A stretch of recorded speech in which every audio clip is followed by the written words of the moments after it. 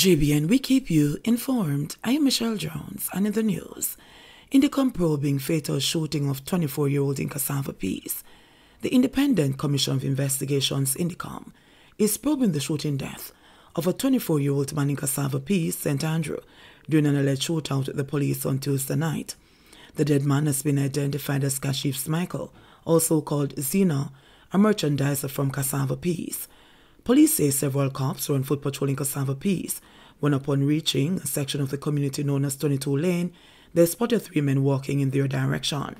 Upon seeing the police team, the men stopped and were told not to move. The men reportedly opened gunfire in the direction of the police team, who had to take evasive action and immediately returned the fire. The men ran in different directions. They were pursued, and during a subsequent shootout, Smike was shot and injured, and the gun, a 9mm Browning single-action pistol, was seized. Smike was rushed to hospital where he was pronounced dead. The police say they are not sure if any of the other two men were hit. Residents from the community took to the streets this morning to protest the killing. The blocked road was cleared by the police, and they are maintaining a presence in the area. Investigations are ongoing. Woman attacks female inspector with stone at police station. A female police inspector had to seek medical attention on Friday after she was reportedly assaulted and hit in the head with a stone by another woman. The dramatic incident took place in front of the Spanish Town police station in St. Catherine. Police have since launched a search for the woman who fled after the incident. It is believed that the woman is of unsound mind. Information received is that about 3 p.m., a little boy was seen walking across the entrance of the police station without the company of an adult. The police inquired about the parents of the little boy when the accused walked towards the child and hit him in the face. The inspector intervened and was patted by the accused, who walked away. The accused is then alleged to have flung 2 stones at the police inspector, one of which hit her in the right side of her head and causing a wound. The cop was assisted to the Spanish Town Hospital, where she was treated and released. The incident drew several curious onlookers. CXC exams delayed by 3 weeks. Caribbean Examinations Council CXC exams have been delayed by 3 weeks. Jamaica's Education Ministry had been appealing to CXC from as early as January for a postponement of the regional examinations. CXC administers the Caribbean Advanced Proficiency Examination CAPE and the Caribbean Secondary Education Certificate CSEC examinations. At a press conference earlier today, CXC Registrar Dr. Wayne Wesley said the decision was made during a special joint meeting of the School Examinations Committee and the Council this morning. Examinations will now commence on May 23. Results will be released between late August and early September. Additionally, teachers have been given 2 more weeks to submit grades for school-based assessments to CXC. Deceased Clarendon crash victims identified. The police have now released the identities of the 2 people killed in a crash in Osborne Store, Clarendon, on Tuesday. They are Heather Grant, 33, of Christiana, Manchester, and a man known only as Nigel Ambersley, whose address was not immediately obtained. Grant's husband, a police corporal, was badly injured in the crash and has been hospitalized in a serious condition. The crash happened about 1 p.m. The Fort Parts police say Grant, her husband, Ambersley, and another woman were traveling in a Toyota Starlet when it collided with a Nissan Latio motor car with 1 occupant on board. All 5 crash victims were taken to hospital, where Grant and Ambersley were pronounced dead. The other 3 were admitted. Alleged gunwoman and co-accused get May 3 court date. Stood in Hilton. The St. James woman accused of the shooting death of Richard Baker, otherwise called Jimmy Glendavon, and her co-accused Sia Knight are booked to return before the St. James Parish Court on May 3. Attorney at law Charles Sinclair delivered a message on behalf of an attorney and said the accused woman wanted to make several submissions before the court.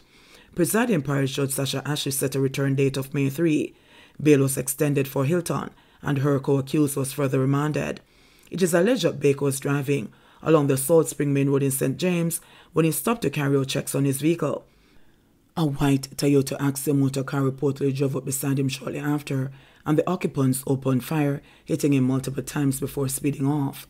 Baker managed to drive away from the scene and encountered a police patrol, to which he reported the incident.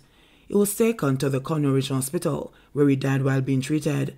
Acting on Baker's information, the police reportedly pursued the shooters and caught up with them at Samshop Square, where Hilton was subsequently discovered to be the driver of the getaway car. She was arrested and later questioned in the presence of her attorney, following which she was charged. Subsequent investigations led to Knight being arrested and charged. Jamaicans won't be disadvantaged by work permits granted to foreigners, says Samuda. Labour Minister Carl Samuda is seeking to assure that any work permits granted to overseas workers will not be to the detriment of Jamaicans. Prime Minister Andrew Holness recently revealed that Jamaica is experiencing a labour shortage, particularly in the construction industry, and the country could be forced to import workers to fill the gap. The news has not been met favourably by some, including members of the parliamentary opposition, who argue that there are enough Jamaicans who are available to work or who simply need the training to do so. Making his contribution to the sectoral debate in the House of Representatives on Tuesday afternoon, Samuda said as the minister in charge of granting permits, he will ensure structures are in place to guide the process. I can assure you that the structures that we have put in place so far and what we are going to do to improve it are going to ensure that a decision is not made lightly to provide persons the opportunity to come in and just work and use our country to their benefit at the detriment of Jamaicans who need work, he asserted.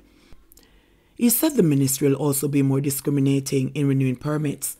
We're going to send out teams to ensure that when we say to them, have you tried to find a Jamaican to fill the job for which we gave you a permit last year?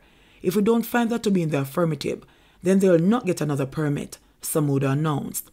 We are literally going to twist their arm to make sure that Jamaica is not a destination or jumping off point to anywhere else, to be facilitated for those persons who want to come in and use us. So we're going to insist that as long as there's a Jamaican available and can be identified for a job that they're going to request a permit, that is the preference for those Jamaicans. Samuda said the government is replacing its work permit system with a new web-based and mobile-friendly work permit and skills certificate management system at a cost of US $900,000. The minister said the work permit unit received 5,279 applications last year, 65% of which were for renewals. 99% of the applications were granted. Just 23 were refused, and the remaining 145 applications are pending submission of outstanding documents. The wholesale and retail and motor repair sectors accounted for 2,216 applications. Chinese nationals accounted for 1,187 applications, followed by Indians, who accounted for 470. The two groups made up 61% of total approved applications. U.S. Customs seized $10 million worth of cocaine concealed in cooler cups shipped from Jamaica. The United States Customs and Border Protection Agency says it has interrupted a cool trend in cocaine concealment after stopping 4 shipments of cocaine from Jamaica secreted inside the insulated walls of thermos cups. CBP said officers in Cincinnati, Ohio, New York, and Philadelphia intercepted 4 shipments of cocaine from Jamaica that similarly concealed the cocaine inside the insulated walls of 4 thermos cups. CBP said the combined seizures weighed more than 2.5 pounds and had a street value of about $70,000 or $10,750,600 Jamaican dollars, and that each shipment consisted of 4 souvenir insulated thermos cups that were packed with tea bags, bagged spices, or vaporizing ointment.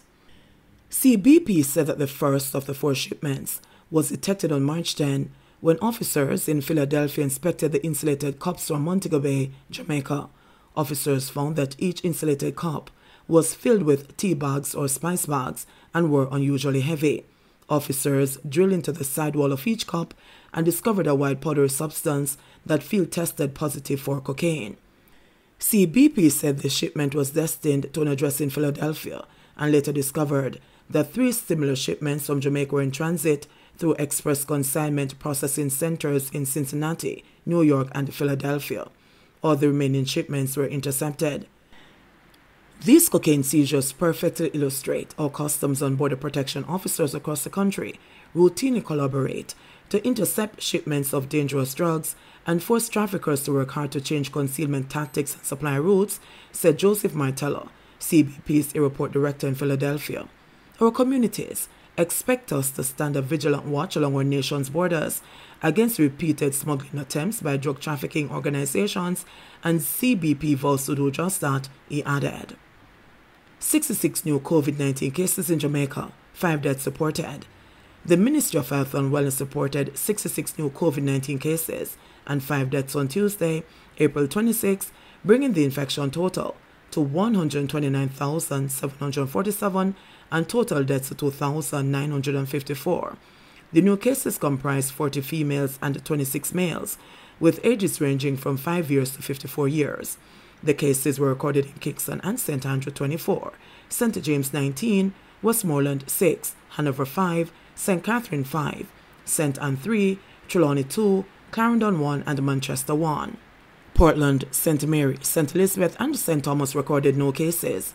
The deceased are an 83-year-old female, a 90-year-old male, and a 74-year-old male, all from St. Catherine, a 68-year-old male, and a 75-year-old female from Westmoreland. The deaths occurred between December 20 and August 2021. There were 56 recoveries in the last 24 hours, bringing the total to 83,200. Currently, 22 people are hospitalized, 5 of whom are moderately ill and 2 critically ill. Jamaica's positivity rate for the latest round of testing is 14.8%. JBN, we keep you informed. Please remember to subscribe, like, share, leave us a comment, and click the notification bell to receive our daily news items.